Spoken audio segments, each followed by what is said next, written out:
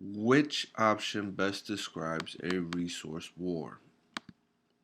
Countries search for natural resources. A resource war occurs when one country invades another country for its resource. Now it says here invades, right? I don't want you to think military forces off the room, offhand. Um, what it means is that basically we acquire another country's resources somehow, some way. And in our previous video, we talk about globalization. Well, so it all makes sense now, right? Globalization. What is globalization? It is when the majority of the world participates in a capitalist market. Okay, capitalist market. What's the goal? The goal is to make money. How do you make money? Well, natural resources. We have to export high, import cheap. You know, consume cheap, export high, or and then natural resources, right? So I hope I said that right. Import cheap, export high.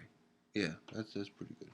Trade surplus, things like that, right? So natural resources. So indirectly, this globalization market has catalyzed what's known as a resource war.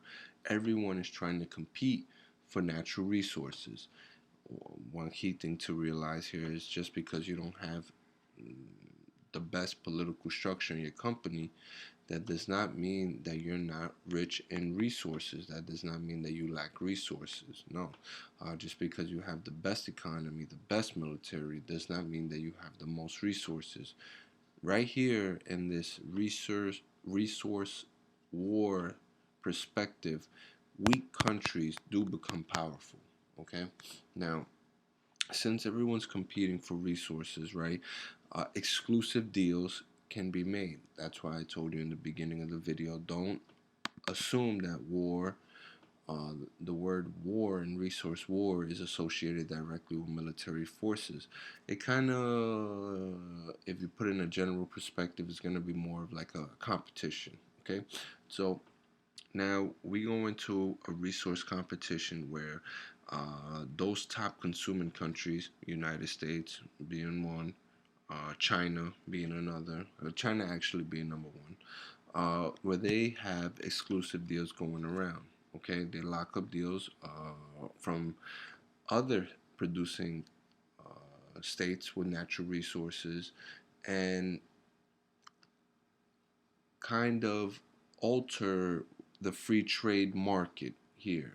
Okay, so free trade, you do business with whoever you want, right? But if you're locking up natural resources and tying up deals with these producing states, you that's known as a tied market. Now, the balance of two, you need both, honestly. All right, you do need both. But free trade, too much free trade is no good. Too much tied trade is no good. Tensions can erupt. You need kind of like a balance of two. Okay, so now that we discussed the tied market, right? Um, let's go right into blackmail, right? So once once now we have the capabilities of having a tied market, we can actually do what's known as resource blackmail, right? So he's like, hey, listen, man, we have all rights to these natural resources and we're kind of producing the most here.